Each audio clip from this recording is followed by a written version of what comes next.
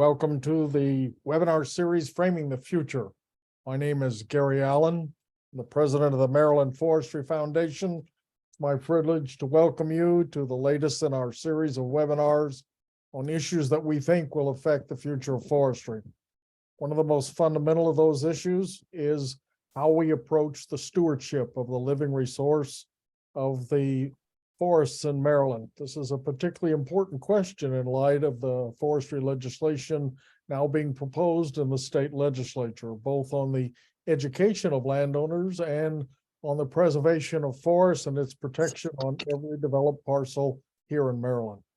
This issue has been raised repeatedly in the past year in conversations with decision makers across the state. So we're pleased to have a very excellent panel today to talk about this rather critical topic. The session is recorded and will be made available at a later time on Facebook and with a link through the foundation's website, marylandforestryfoundation.org. As your host, I'm pleased to introduce our moderator for today's session and all of our sessions, I might add, Megan Carr, our first Mel Fellow, and currently an employee of the city of Baltimore as an urban forester.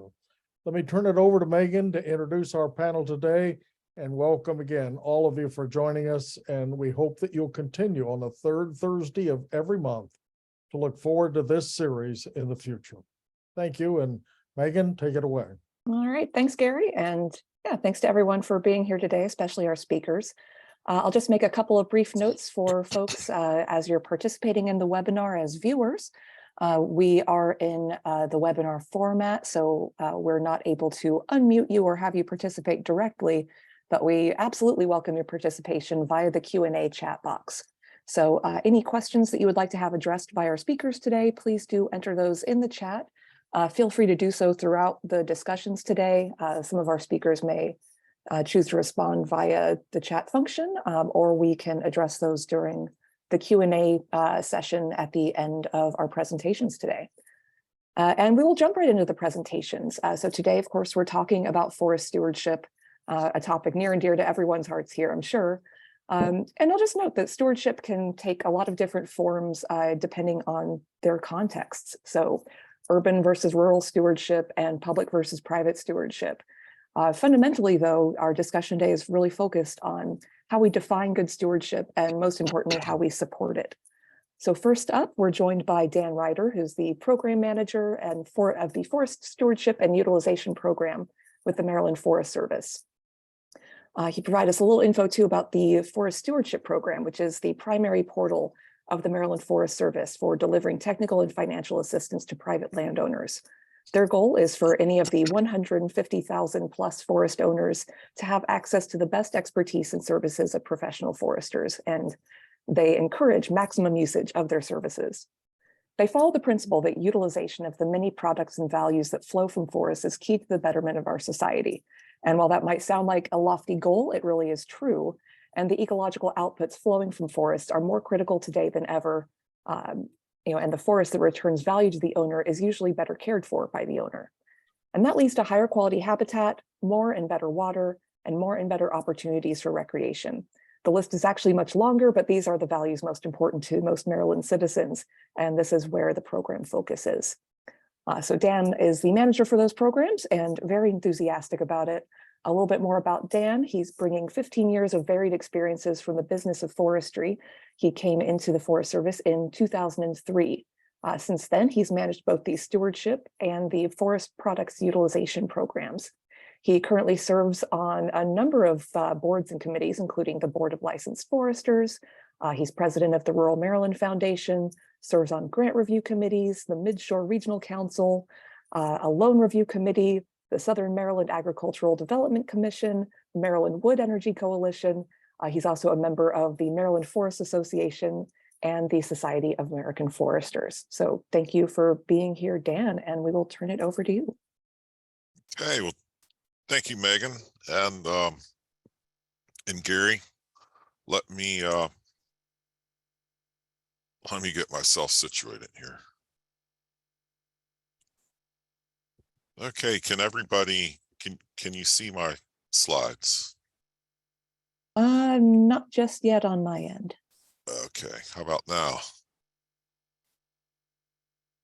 I'm giving it a moment, but still no luck for me.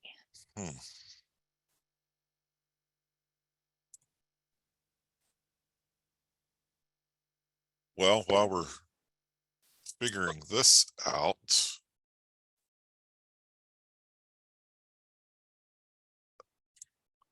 yeah, I apologize. It worked just a minute ago. I can vouch for that. He's not making it up.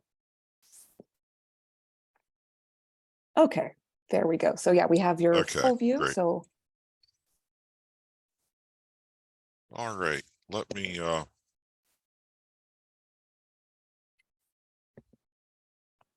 here we go. Okay, we are seeing your notes as well right now. So we're seeing the we're seeing your full screen rather than just the slides.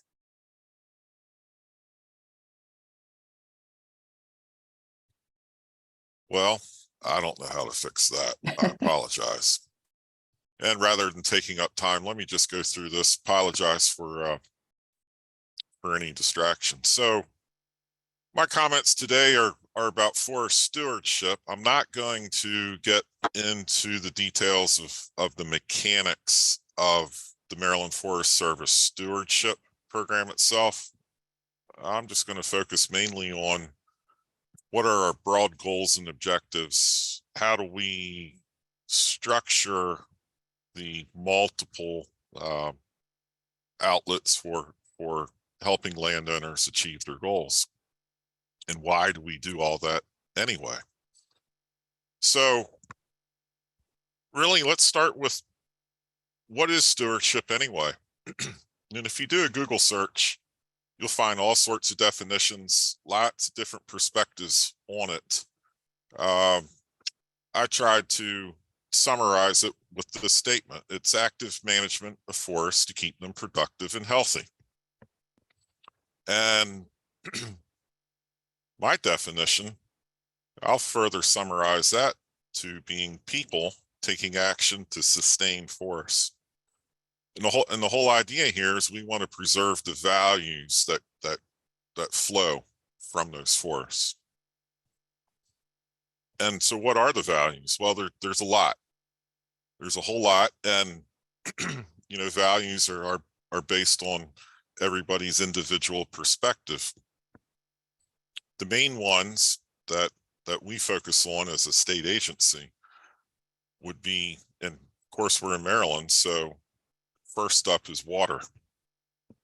And if you think about it, forest cover, it's the single best land use for protecting and supplying water and all the different ecological linkages that depend on that water.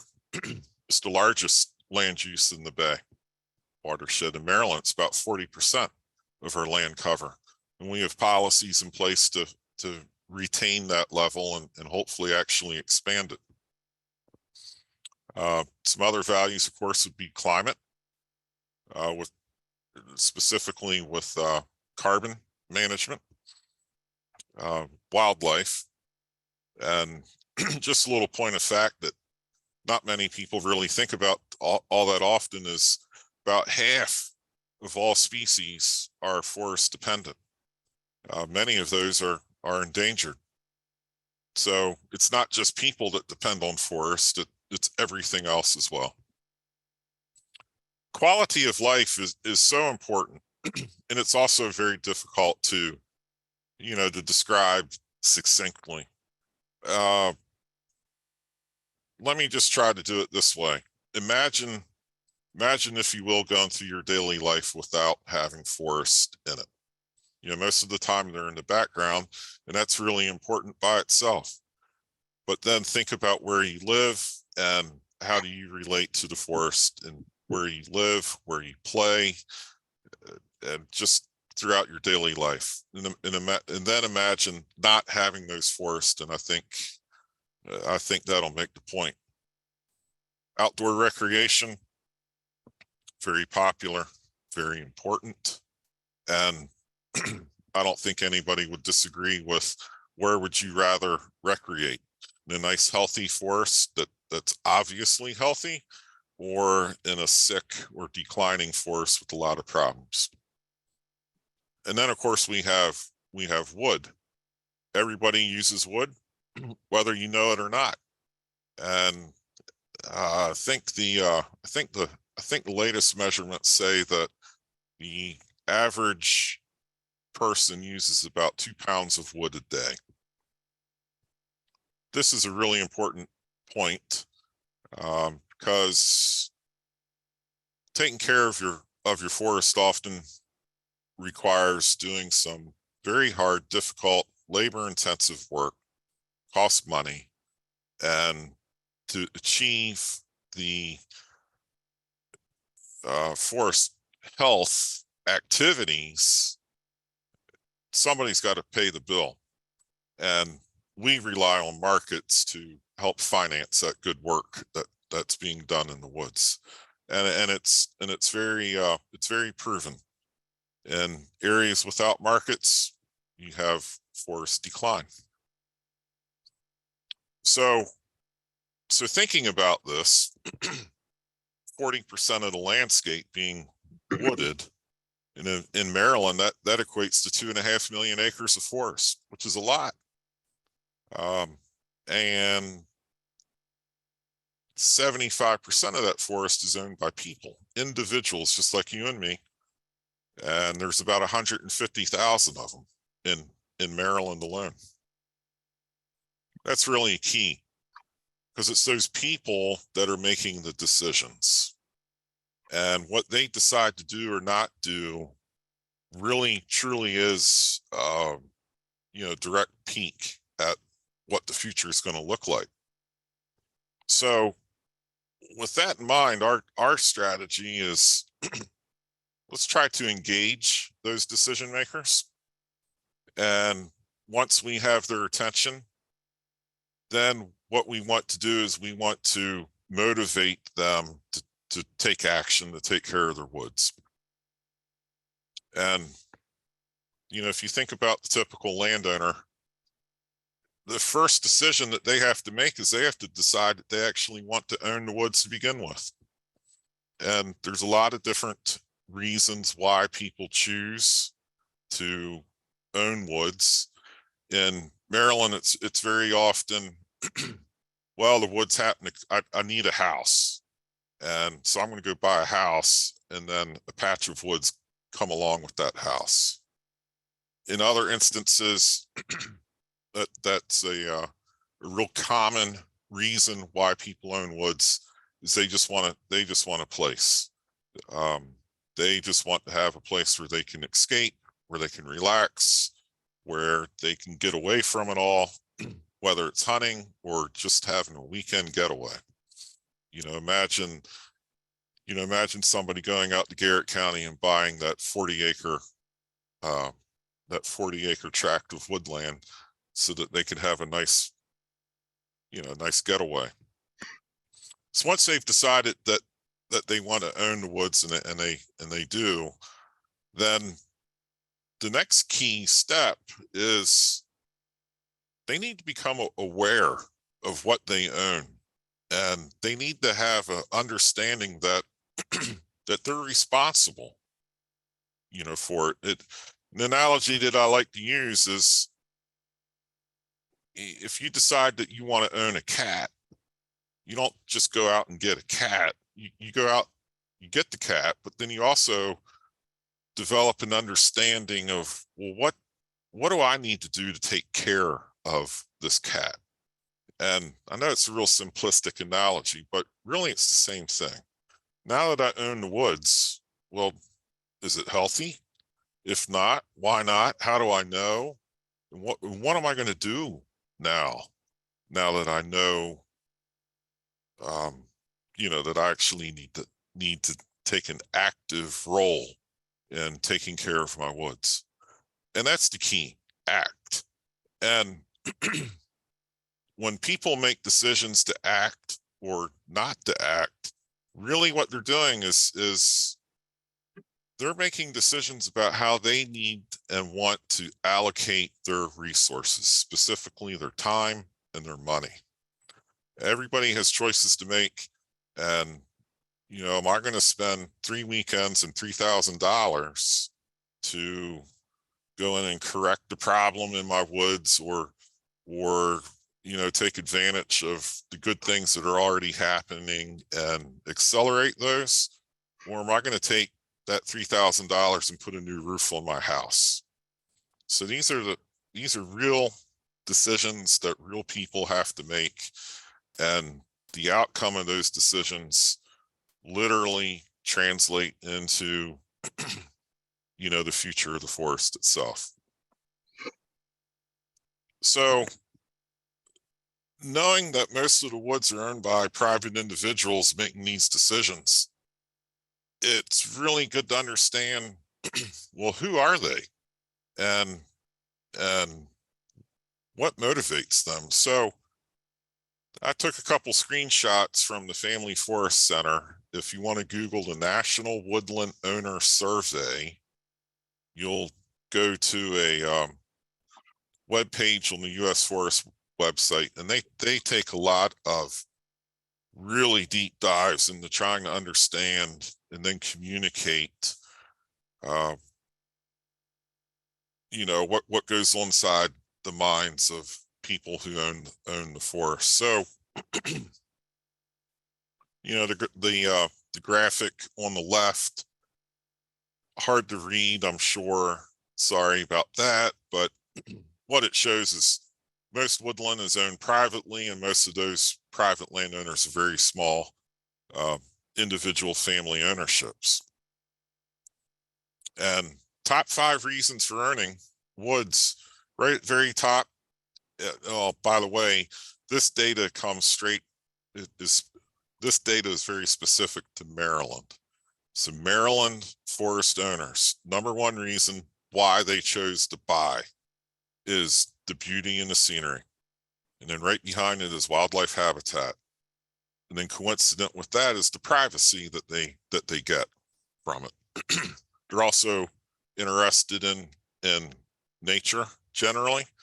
And then of course, and this makes me happy, most landowners do understand the connection between forest and clean water. Things that they worry about, so to speak, would be property taxes, keeping the land intact. And what that means is they would really rather see their forest stay as forest, and they don't want to see their woodland upon their passing, or when they sell the property, future owner making a decision to subdivide it and further fragment it.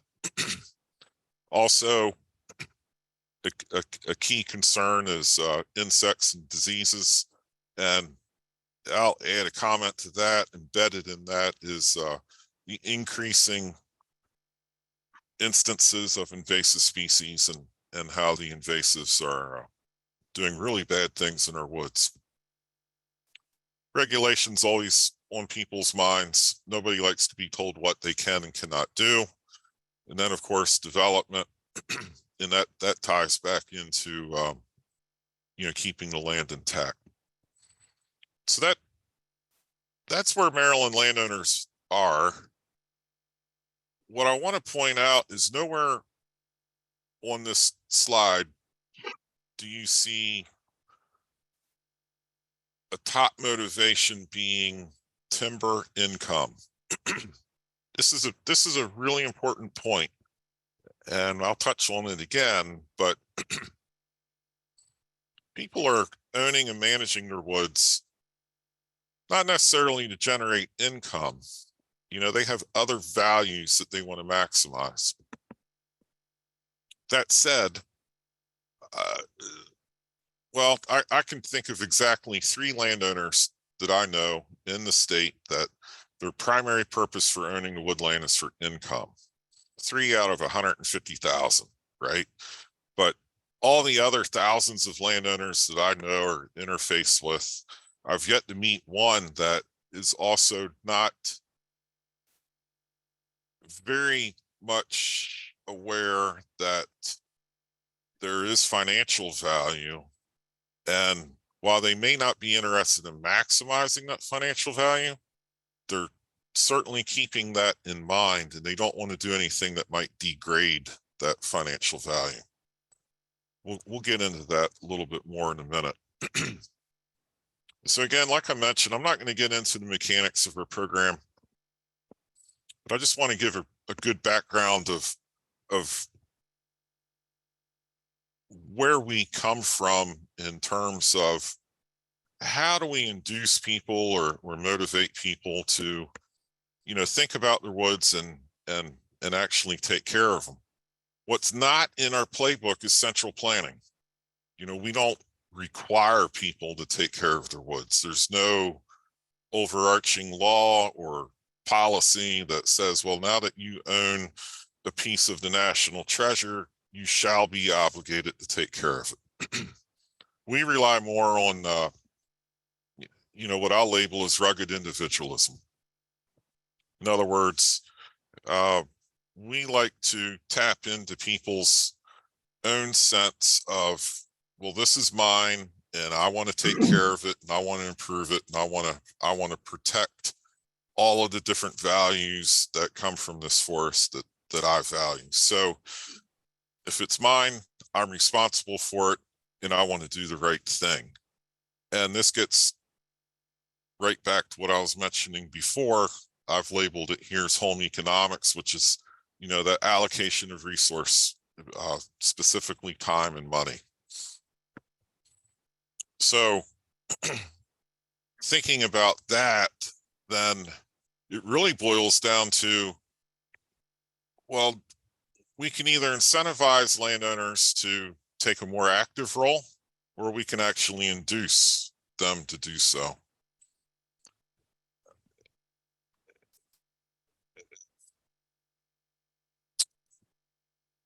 Trying to gather my thoughts on this one because this is a really key element to understanding the status of stewardship and how we promote it today. So not that long ago, but I'd say in the 30s, 40s, 50s, 60s, 70s even, the main thought that landowners had at the time was, well, I have my capital tied up in the land, and standing on the land is this forest. Most people didn't have the luxury of owning forest just because they liked it. They enjoyed it, yes, but that forest had to pay for itself. And if it became a financial liability, then they either abused it badly and mined it for its economic value, or they just simply got rid of it. But the bottom line was, to motivate landowners back in the 20th century, you really had to focus on helping them improve on their financial outcome. Well, today's landowners are altogether different. They have that luxury today of not needing to focus on the return on their investment. They want to maximize, you know, the other values that come out of that force. So it really is a situation of not needing to have it, but wanting to have it. I hope that concept is understandable. We can talk, I can explain that more later. So with that in mind, then now what we're seeing is that people have a much better understanding of these non-monetary values that come from the forest. A big one of those are the environmental services that come: clean water, clean air, the habitat, and of course climate, and then really the aesthetics. So people understand that, you know, okay, while this forest is privately owned, there is very strong justification for investing the public treasury in ensuring that these individual decision makers make good decisions that impact the future for all of us. So some of our key strategies, I've listed on the left the incentives and on the right some inducements. An example of an incentive, and I put this at the top of the list for a reason, free markets. Like I said, people have non-monetary goals for their forest, but they rely on the free market to finance their management so that they maximize those non-monetary goals. And I see it all the time where you have places that have few markets or not very strong markets, or there's no market for, like, for example, small diameter, low value wood. We see less management actually occurring on the landscape. Where you have strong markets, you see more management, and it's a really nice combination of events, because what we find is people that are taking advantage, people that have confidence that the investments that they make today will not be lost, there'll be a future return. They tend to be more active in managing their forests for all of the wildlife and beauty and all of those other outcomes. So the strongest incentive we have is the actual free market economy. People making decisions in their best interest. And then to help with all that, the state of Maryland, we have many programs that will actually step in and cover the cost of certain activities. So for example, 5 million trees, if you have place to plant trees, well, the government will pay for all of that. Healthy Forests, Healthy Waters, that's a program that's run by the Alliance for the Chesapeake Bay, and they essentially do the same thing. They'll come out, they'll work with you, and they'll plant your landscape at no cost to you. BYB is backyard buffers. If you have a small property and it has a water feature on it, we will show up and we'll give you trees for free so that you can plant them around that water feature and protect it. Then we have cost share. This is where the government, whether it's the state or the federal government, will pick up some of the cost, if not most of the cost, for a wide variety of forest health practices. And then there's taxes. Anytime that you can offer a tax break to a landowner, you can get their attention. And we have several in Maryland. The FCMA is one that the Maryland Forest Service administers. You agree to manage your forest, and in exchange, you get a very much reduced property tax break. WAP is the Woodland Assessment Program. That's a very similar program administered by the State Department of Assessments and Taxation. And tax mod is an income tax break that allows landowners to reduce their taxes in direct relation to the cost that they pay to improve their forest. Dan, I'm sorry to interrupt. Just wanted to flag for you. We're at 1:30, so if you'd like have a couple items to touch on, we want to make sure we have time for other speakers. Yep. So inducements would be taxes, mitigation. If you're going to develop your land, you will protect the forest. And then there's, of course, different regulations that just say, well, if you're going to be doing things in your woods, you're going to do it the right way. Then there's blended policies. So, for example, Greenhouse Gas Reduction Act mandates certain things, and then also provides incentives for making investments in the woods. All right, so here's probably the issue that I'm hoping generates the most discussion. So what are the concerns? What are we trying to achieve with stewardship? And right at the very top of my list is generally low awareness. I'm not convinced that people really understand the value or the need for taking an active role in taking care of their forests. We've already talked about markets. Invasive species are I'd say that's the single biggest threat that we have currently, to the forest today. Recruiting practitioners. It's one thing to convince the landowner that they need to do something and then show them what needs to be done. And then they look at that and say, well, gosh, that's beyond my skills. Who can I hire to get that work done? And we need more people out there in the workplace that actually do that work. We're seeing more abuse of the forest, either through benign neglect or actually, doing some harvesting practices that are degrading the forest. Our oak population is on the decline. Lots of reasons for that. Very challenging to overcome. And then at the last thing that I chose to mention today is we have a real imbalance in our forest across the landscape.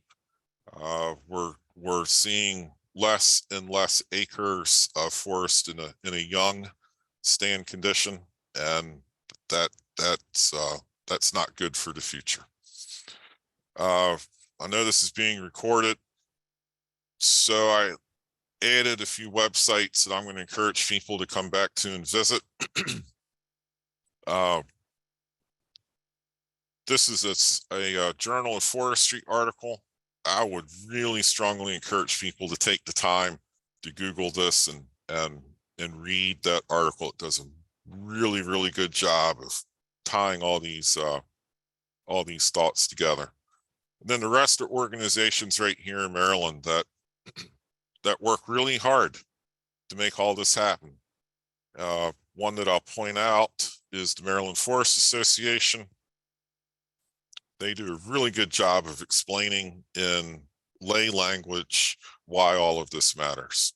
And with that, I think I'm done. Great. Thanks very much, Dan. Yeah, I think it's tough to touch on all these topics. I think every one of your bullet points under issues could be its own webinar. So stay tuned on that. So next up, we are joined by Ben Larson, who has worked on creating markets in sustainable agriculture and forestry for 30 years. After college, he moved to his dad's cousin's old dairy farm in northern Minnesota, where he set up a truck farm selling produce at farmers markets and restaurants. He then worked with farmers and ranchers in North Dakota on the income potential from wind energy, and later with landowners in the southeastern US on the income potential from using wood for bioenergy. After getting a master's in forestry, he worked for the National Wildlife Federation on biomass and longleaf restoration, and then with Enviva Biomass, where he set up partnerships and procurement programs to support ecological forest restoration with a growing percentage of Enviva's pulpwoods purchasing. At the Ruffed Grouse Society, Larson is the Mid-Atlantic Forest Conservation Director and Director of Forest Market Strategies. So thanks very much for being here. Thanks for the introduction, Megan, and the opportunity. Gary, I was going to say one of the implications for me, from my history, I've been in forestry not all that long, just over 10 years. And one of the things I was going to mention is that I've really learned a lot. And a lot of things that I've learned are really counterintuitive. I had an undergraduate degree in environmental studies and learned about old growth forests as being the sort of climax community.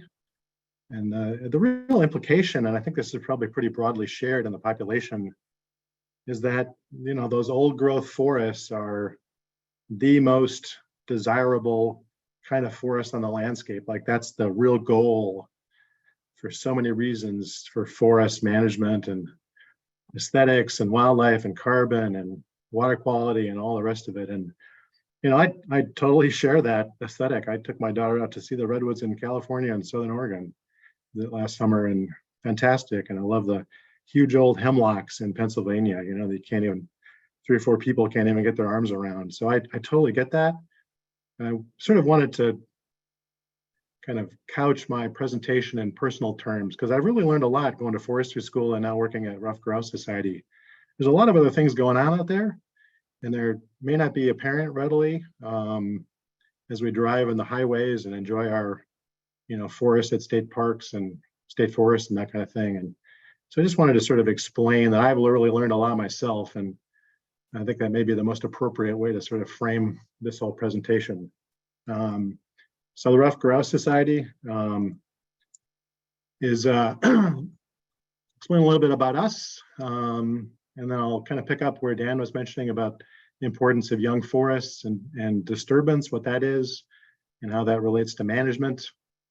Talk a little bit about the habitat challenges we face across Maryland and other states in the Mid-Atlantic and the Central Appalachians. And then I'll kind of end on how we're working with public and private landowners to improve habitat for a lot of different wildlife. And then Brian will kind of pick up about how that plays into private landowners' management and priorities. All right, so the Rough Grouse Society, American Woodcock Society, about 60 years old. Members are primarily hunters. We've got 3 chapters in Maryland.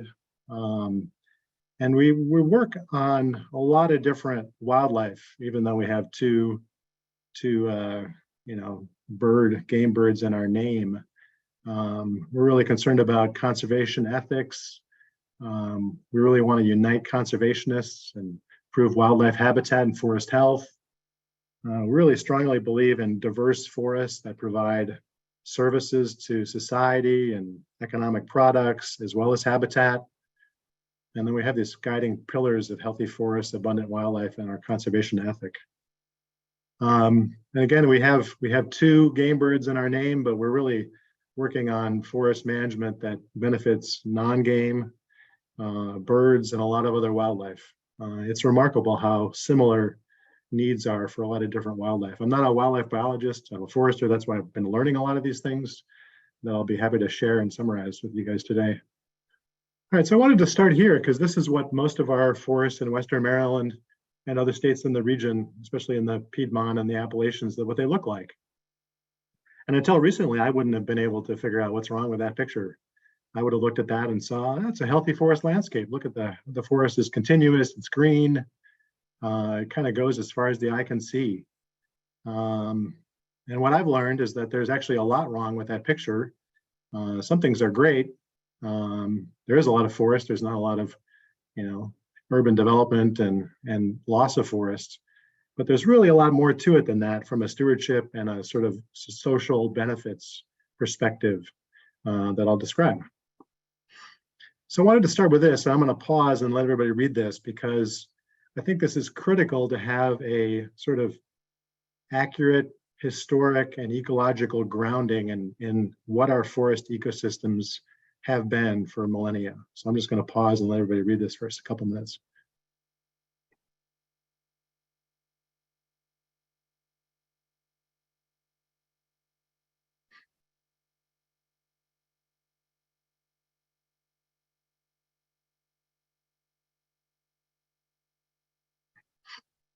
So it's really the role of disturbance from animals, from insects, from weather, that I wanted to emphasize.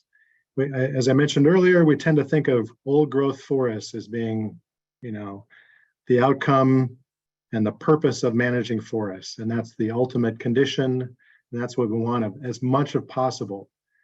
And I think what, the science of disturbance and in forestry and more broadly in ecology has been emphasizing over the last probably 20 years since I was in college, is that it's a lot more complex than that.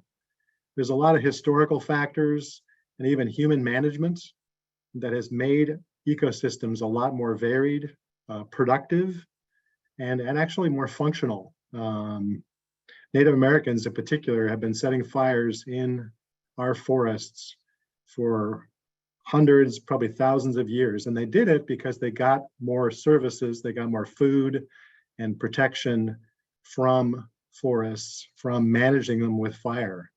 I was really surprised to learn that on average, forests in Western Maryland were probably being burned every 5, 6, 7 years. And that's not, I don't think, how we tend to think of forests in Maryland. We tend to think of forests as being relatively stable, unchanging. But just imagine if there was a light kind of 3 or 4 foot fire across most, not all, but many forests in Western Maryland. We'd have a very different forest kind of landscape than we do now. And I'll get into that, like what that would look like and what it did look like and what we're trying to do with management. So, and all those are factors that we really need, all those disturbance factors. Either we need to recreate them with management or somehow allow them to happen if we really want to have the full suite of environmental services, ecological benefits from our forests. And we're not getting those today because our forests are basically unchanging. They're basically, as I'll describe, a sea of sameness. So this is what it looks like on the ground. This is from Western North Carolina. You can see all those different little polygons, all the different numbers. Those are little stands. Those are similar groups of trees. And the point of this is to show how in a relatively small area, about 2 miles, 2 by 4 miles maybe, you've got all kinds of diversity. You've got old forests, cheek by jowl, right next to young forest. You've got open forests. You've got lots of different stand ages. It's not a uniform expanse of old forest across the landscape. It's a mix. It's like a quilt, but it's not geometric like little squares. It's like a camouflage pattern. So if there's one thing I hope you come away with from my presentation is to think of the forest like a desired forest landscape, looking more like a camouflage pattern on the landscape, where each of the different colors and shades should be a different stand age, a different stand type. And so that our forests don't look like that. We don't want this, actually. We want a lot more diversity. We don't want the same kind of forest, the same age, stretching as far as the eye can see. It's sort of like having, one stock or one type of stock in your stock portfolio. You want to have some diversity. You want to have some mix of different types and young companies, older companies, big companies, all that kind of thing. I'm certainly not a stockbroker or whatever, but I think that's intuitive that if you have all of one kind of forest at the same age, you're going to have problems. You're not going to have the diversity that we really want and need in our forests. This is what it looks like in a nerdy forestry, chart. You can see the stand ages. It's all in this 80 to 125 year age class. That's a great age for forests, but you don't want, 90, 80% of it in that age class. You want some young forests, you want a lot more old growth forests, and you want more of the 20 and 30 and 40-year-old forests as well. And just think of that. We have all of the same age forests. This is true in Western Maryland, it's true in Pennsylvania, West Virginia. It really comes from our history, right? We cleared the forests across the East, basically, in 1900s, early 1900s, and our forests are growing back, and they're all about 80 to 100 years old. We need a lot more diversity out there, a lot more stand age diversity, as foresters would say. So here's what we're trying to do. Trying to move from what's on the left, that sea of sameness, to a lot more diversity, as you see on the right. And we need more young forests, we need more old forests, we need more open canopy forests.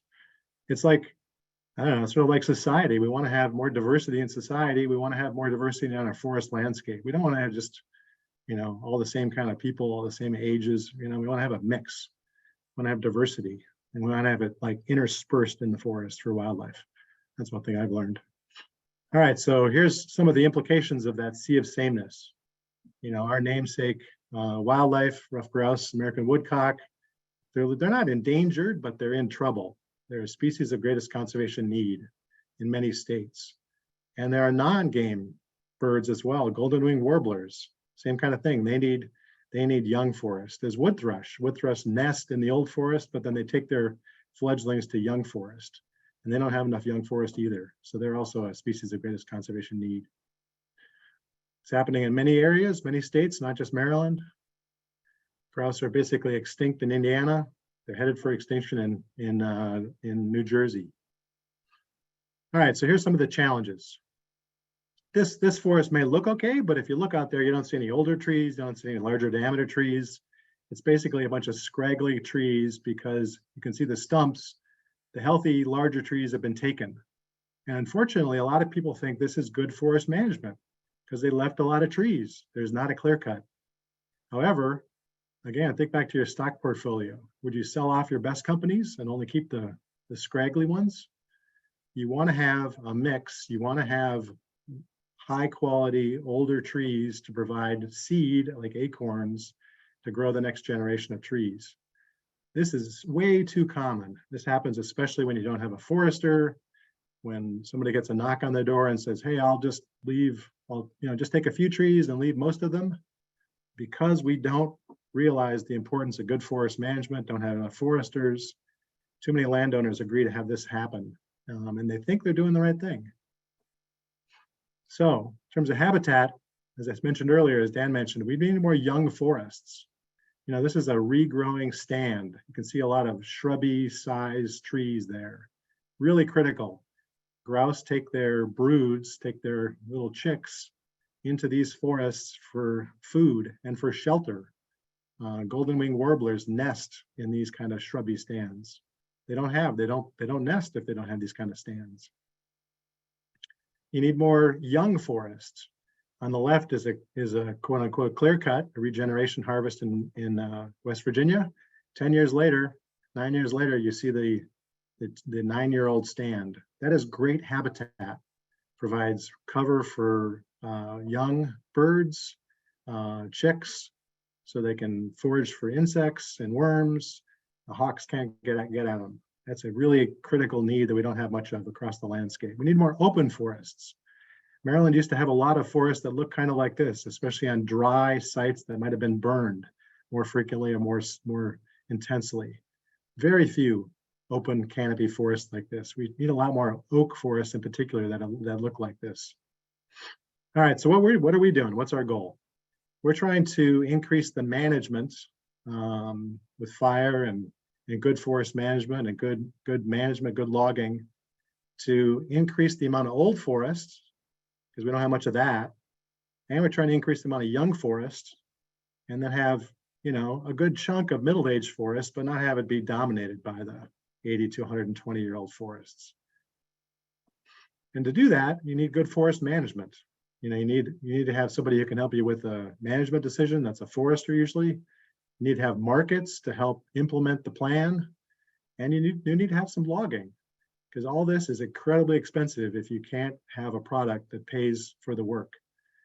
So that's what we do, is work with public agencies, private landowners, have good management plans written, have good management implemented, so that we can get that mosaic across the landscape reestablished for wildlife and forest health and a lot of other values.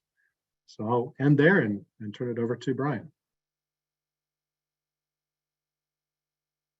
All right, thanks very much. And yeah, while Brian is getting set up, I'll just let folks know a little bit about him. Brian Sipe is a licensed professional forester in the state of Maryland with nearly 23 years experience of forest management, forest mitigation development, stormwater management, watershed planning, and stream assessments. He's managed a variety of projects, including large and small scale forest management planning and implementation, forest mitigation banks, upland stormwater, green infrastructure, stream restoration, wetland restoration, and development of complex watershed restoration plans. He's an expert at identifying suitable plant species, managing invasive species, developing forest management plans, implementing ecological silviculture, and assisting landowners with stewardship activities. At Ecotone, Brian is responsible for overseeing all aspects of forest management, from initial site assessment, plan development, and implementation, through monitoring and active maintenance and management. Brian serves as the president of the Catoctin Land Trust and the chair of the Maryland Sustainable Forestry Council. He also serves on the executive committee of the Allegheny Society of American Foresters. So thanks for being here. Great. Thank you so much, Megan. Can you see my screen okay? Is my slide showing up? Yeah, looks great. Okay, great. Well, I was very happy to be invited to participate with Dan and Ben today, and I'm hoping that my presentation here knits very well with theirs, and a little bit of overlap here and there, but I think it'll hopefully highlight sort of the idea of forest stewardship in practice. I'm going to try to move diligently through this so we can try to stay on track as best we can. So just real quick, again, my name is Brian Sipe. I work with Ecotone. I'm not going to spend a lot of time here, but we are a vertically oriented ecological restoration company. We're very, very mission focused. We love to get outside and work in the field where we really have a sustainability focus where we key in on our carbon footprint and our less is more approach, meaning we really try to look at the amount of inputs and lift that we get out of any individual project. But yeah, we do all kinds of things from all the way from design and engineering all the way through construction, implementation, and monitoring and maintenance. So we keep pretty much everybody under one roof here. And we feel like that allows us to really respond well to individual landowner needs. So just real quick, I'm just going to cover a little bit about, again, it's kind of a similar theme of what Dan covered on the typical landowner objectives that I run into, the context and scale, which I think it's a little bit on where Ben is coming from. What does forest stewardship in practice look like in the field? Talk a little bit about that. Again, just retouch a little bit on support and then some on time scale, which is, again, very similar themes that both Dan and Ben presented on, but maybe a little bit different. So Dan focused on this, and this is kind of from my perspective is really stewardship starts with the landowner, right? The landowners own property for some reason or another, and have come into that maybe in different ways. Some inherit it, some purchase it. It really varies.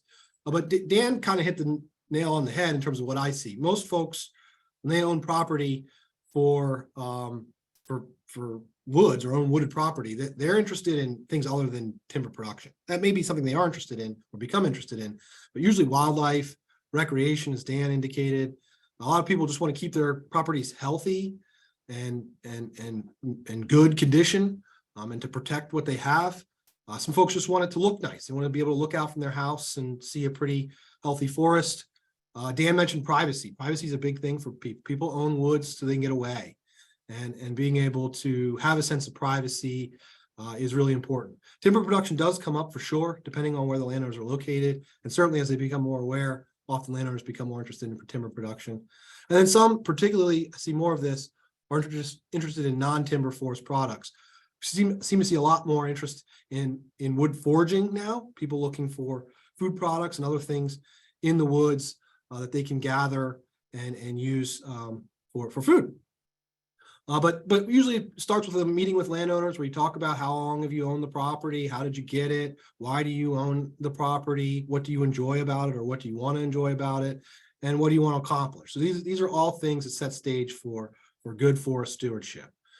And I think we started on this idea of context and scale, and I think Ben's group really, I think, does a great job in this area. Is really understanding sort of the multiple scales of ecological functionality and where individual sites or land fits within that overall context. So you have sort of this larger landscape, I'll call it like the ecological neighborhood, so kind of what's nearby, and then the property scale. So you might start with somebody like this who's looking at an individual property, and they want to know how to, what should I do? How do I keep my woods healthy?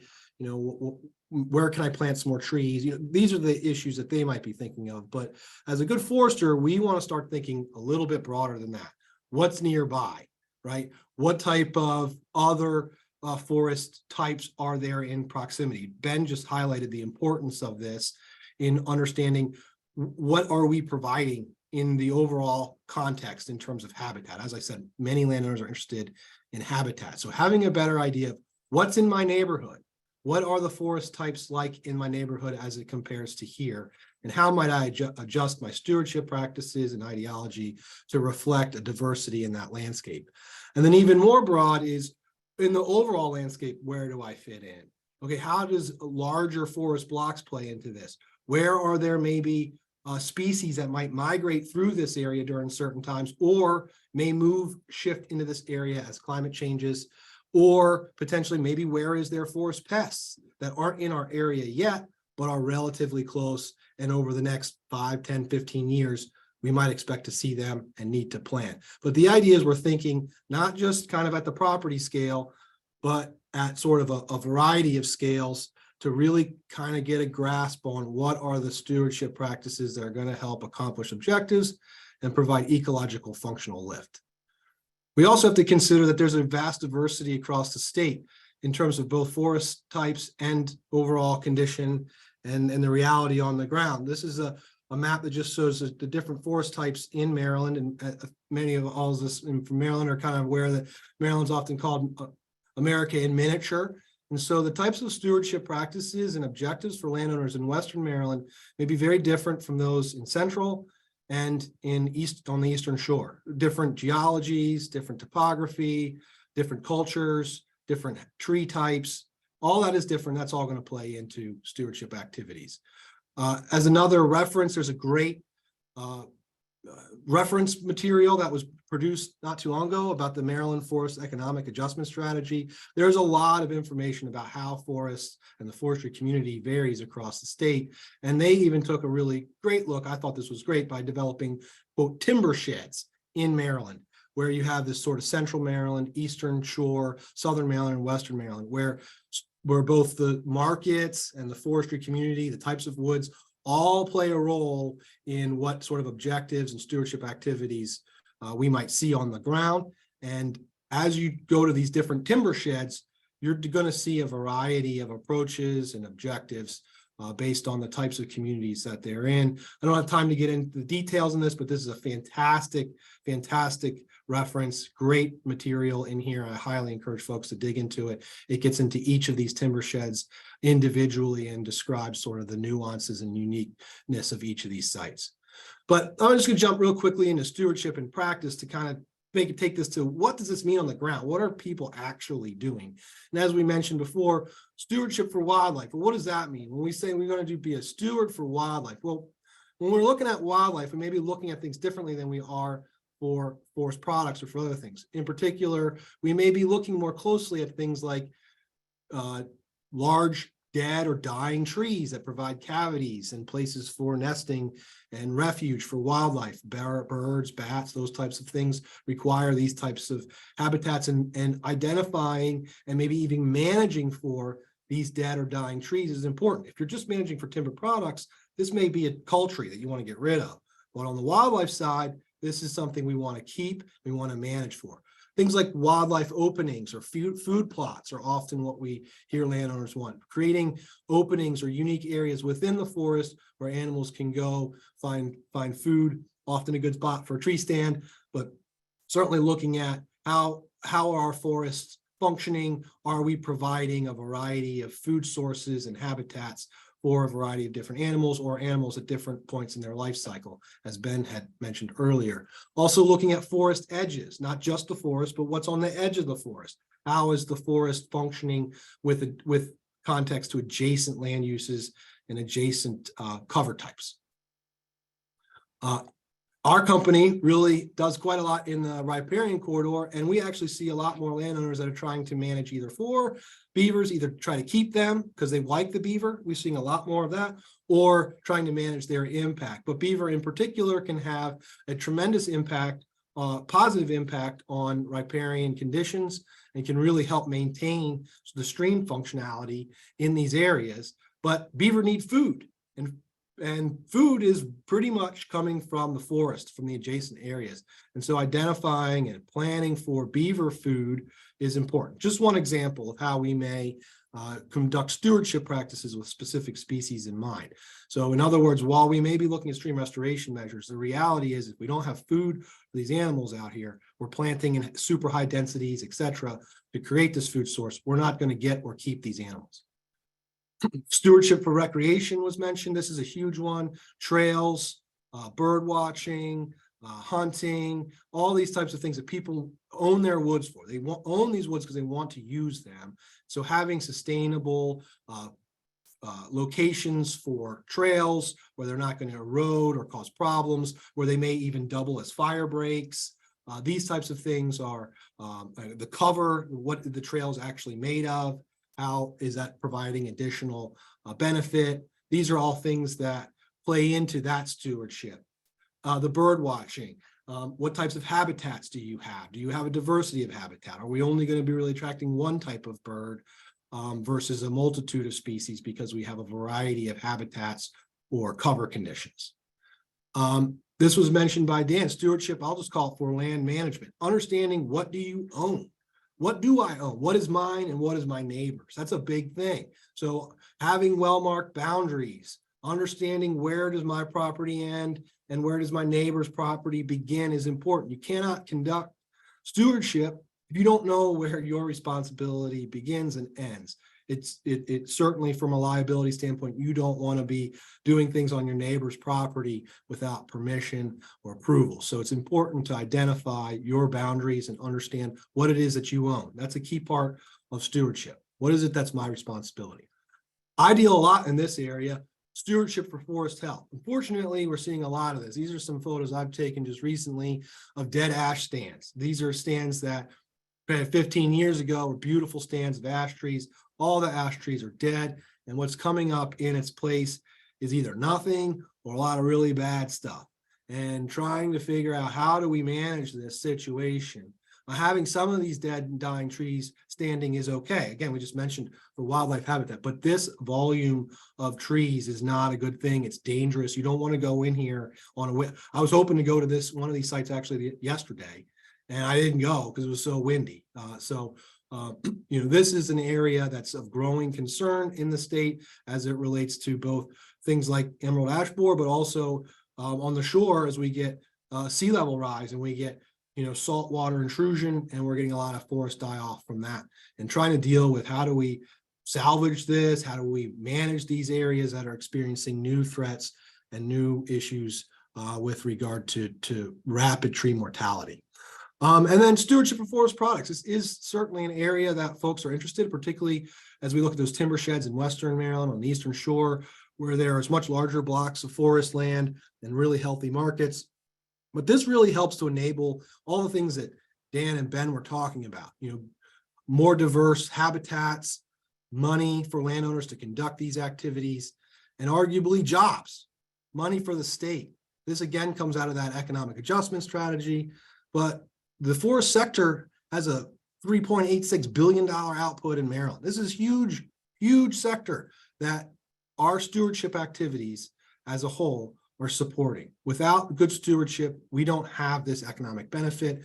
We can't provide quality jobs for folks like myself, Dan and Ben, as well as others who are doing key forestry work out in the field. But this is not just good for the environment. This is good for the economy as well.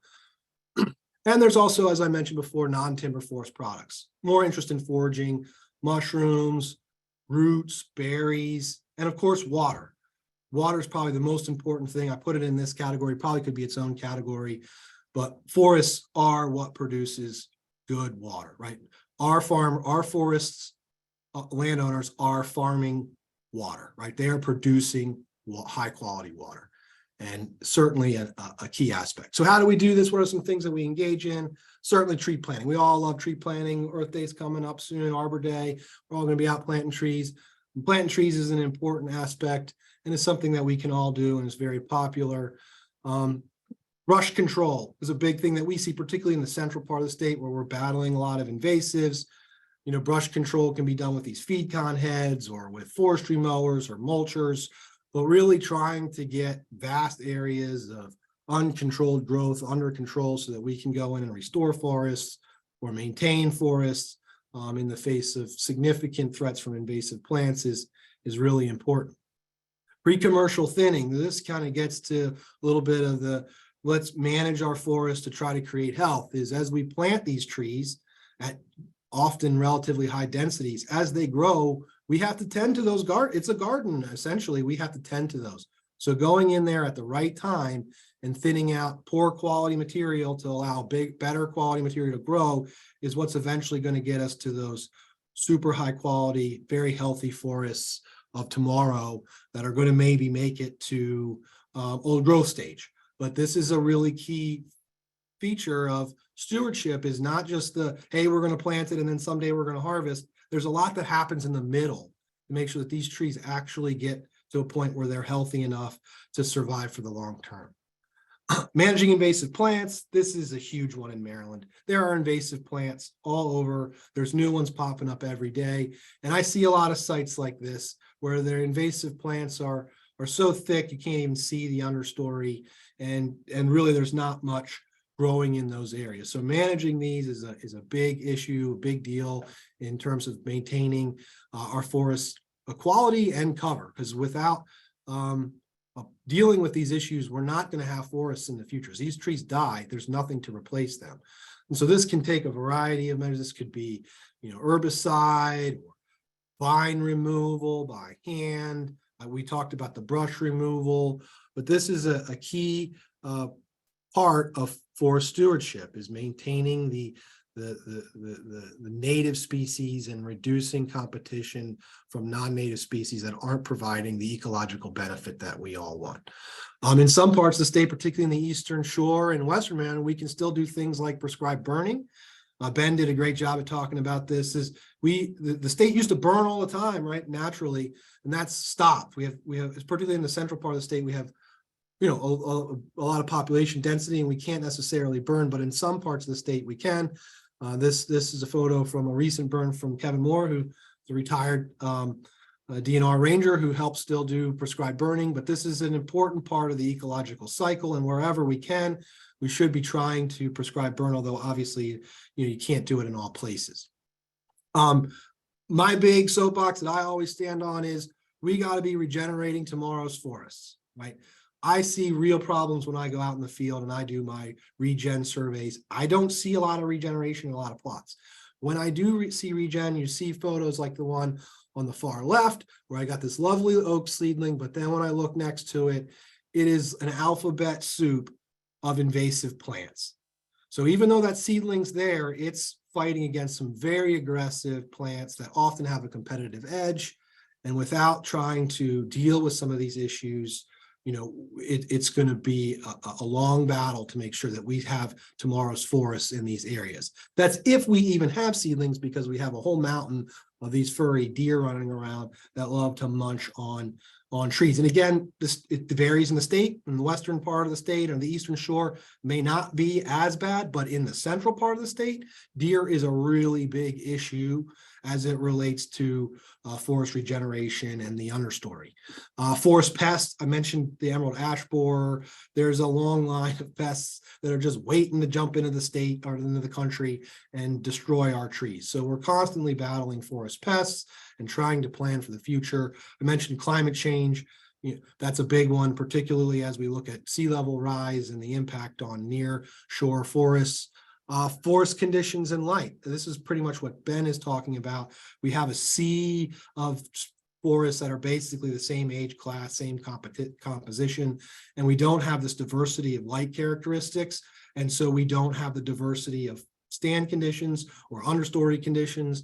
And that also impacts our ability to regenerate. And the high grading, the removal of high quality genetic material. As we go in there and pluck out the best stuff and leave the worst stuff, it is much harder to regenerate a high quality forest now that that high quality genetic material is gone. And all we're left with is, substandard trees of poor quality. Dan mentioned this. I'm not going to spend a lot of time, but there is some some resources out there, and I put as number one, working forests. Without working forests, it's very, very hard to make this work. The forests can work for themselves to produce the income needed to do these stewardship practices, and potentially even more so. There are some great cost share programs, which Dan went into, both state and federal, that help to bridge some of those costs and help with some of those pre-commercial operations. Some landowners we work with pay out of pocket because they want the hunting, they want the privacy, they have the ability to do that, and they just want it done. There are grants for larger scale projects that have multiple objectives usually. And then I engage in forest mitigation projects, which again provides the incentives and the resources enough that I can go in and do significant operations to restore forests and replant them back, because then I can sell mitigation credits. There's a multitude of technical services out there. Obviously, the great folks at DNR and University of Maryland. There's also folks like myself, private consulting foresters out there. There's biologists that can help. And then, of course, non-governmental agencies like Ben. So there's a lot of folks like myself and Ben and Dan out there willing and able to help. And there's a variety of resources, but we can't overlook the fact that a well-managed forest provides funding for itself. Maybe not for everything, but can certainly help to reduce out-of-pocket expenses and or help match up well with state and federal cost share programs.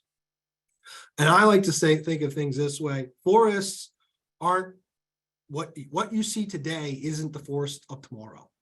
These are living, breathing ecological conditions. They're going to change over time. So what you see now may look like a big giant mess, but guess what? Birds and other animals like big giant messes. Like that's what they hide in. Right? That's how they get away from predators. That's where they raise their young. So we look at it and you might think, oh, that looks like a scraggly pile of junk. Well, some bird is like, I'm gonna hide in there, you know? And in 15 years, it's not gonna look like that anymore. It's gonna look way different. And being able to continuously provide those variety of habitat types across the landscape requires really careful consideration for both the site conditions on site as well as the broader context of the landscape. But this is forest stewardship as a process. This isn't like a one-time thing. Oh, I'm going to go be the steward today. This is I am a steward, which means every day, every part of your property is changing. It's evolving and with time. And so that requires consistent and constant adjustment and inputs to ensure that we are able to maintain the ecological integrity of our forests, have the economic benefit that we get from those forests, and that the individual landowners who own those forests, who manage those, are able to achieve the objectives that they want, so that there's incentive for them to continue to maintain and promote good forest conditions on their property. And with that, I know we're a little bit over. I will end. There's my contact information. And yeah, I'm happy to participate in questions if we still have time. Great. Thanks very much. Yeah, I think we're in the panelist chat here talking about how much we like the message that stewardship is a process and not an event. And I think that's one of the few universal things that we can actually say about forest stewardship, because usually everything is so context dependent, but that's certainly one of the few things that you can apply as a blanket statement. So I know we are a bit over, and it looks like Ben had to jump off. We actually don't have any questions in the queue, so I guess we might just take another moment if there are final points that the two of you wanted to bounce off of one another. I was really glad that you touched on a topic that I was thinking about a lot in terms of early successional habitat and kind of balancing that with, some of these other forest stressors that we're dealing with. So, disturbance is often so associated with invasive species encroachment and with declining oak regeneration. Managing young forests is a real challenge right now. So if either of you have additional thoughts on how to balance some of those kind of competing priorities and practices, love to hear it. Yeah, sure. I'll take a stab at that one. Yeah, I think when I'm looking at, how do we regenerate a forest, or how do we regenerate or restore forest functionality? And we're looking at, like one of those pictures with the dead ash trees, or working with landowners who have old pine plantations that they need to get in there and address because they're falling apart. Is, how bad is the invasive plants exactly in your area and adjacent to, and without sort of taking into consideration the spread of those, and maybe doing some initial site preparation prior to any removal activity may be necessary to set the conditions so that you can have success.